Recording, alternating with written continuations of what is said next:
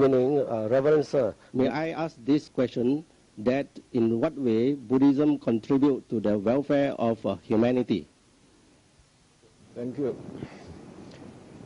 I think we will be benefited in three ways through Buddhism. As long as we live here in this world, the Buddha has given all the necessary instructions and guidance and advices to lead a very peaceful, happy, prosperous, contented life. At the same time, Buddhism also teaches us how to live in this world by fulfilling all our duties and responsibilities and obligations towards our family members, our relatives, our friends, and the country, and the nation, and the government, by leading a respectable, harmless, noble life. On the other hand, when there are certain problems and troubles, how to face them, how to overcome them, how to avoid, through understanding, by realizing the teachings of the Buddha. Not only that, one day when we are going to depart from this world, Buddhism also advises how to get ready for that, without fear, without worries, without confusion, how to depart, or say how to say goodbye, as long as we live. After that, Buddhism also teaches this is not the first and the last life. The continuity of the existence again take place, whether we believe or not, whether we can understand or not, existence take place. Therefore, Buddhism teaches how to prepare for the next existence. If we are going to exist in this samsara, wheel of existence, then he has taught, saying like this: Punyani paralokasming patittha honti panina. After our death, only our meritorious deeds, what we have done during this lifetime, will support and assist and provide all the requisite necessities for us.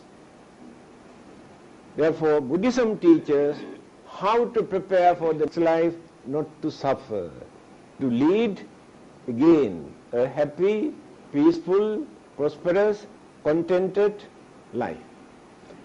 Human beings are the only living beings who can do that. Other living beings do not know how to prepare for the next system. In that respect, we are very fortunate. Especially Buddhism teaches us how to do that. Not only that, Buddhism does not encourage us to suffer life after life, going round and round and round in this samsara, wheel of existence, facing birth and old age and sicknesses and troubles and death and problems and trouble. Why not we try to see the end of all our physical and mental suffering? Then Buddhism teaches how to get rid of all our physical and mental suffering by eradicating all our evil thoughts, words, and action. Finally, when complete purification has taken place in our mind, final salvation. Final salvation means every religion use the word salvation. That means there is no controversy that everybody, irrespective of the religion, suffer. So salvation means freedom from suffering. Liberation, salvation, freedom from physical and mental suffering. That we use the word nirvana, complete freedom from our physical and mental suffering. That is why I told you at the beginning, in 3 ways we will be benefited. To lead a respectable, normal, happy, peaceful, prosperous life. Hereafter not to suffer again. Buddhism teaches us how to do that. And also to see the end of all our worldly and physical and mental sufferings. Thank you. Anything else, Gururatna? I think I really appreciate Venerable's response. All I can do occasionally is adding footnotes to what he says. Buddhism, in the social dimension, we see Buddhism teaches us to discipline ourselves. We have to discipline intellectually, spiritually, and morally. We have to discipline. We are enjoying maximum freedom, freedom with responsibility.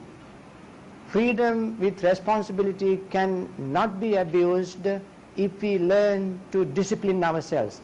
People who have great education, great wealth, great good health, social status can suffer enormously for not having sufficient discipline.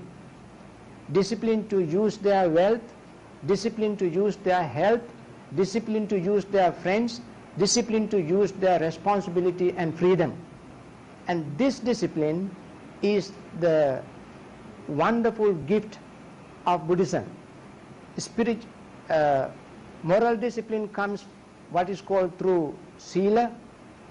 Spiritual discipline comes through 2 stages. One is called concentration, the other is called insight.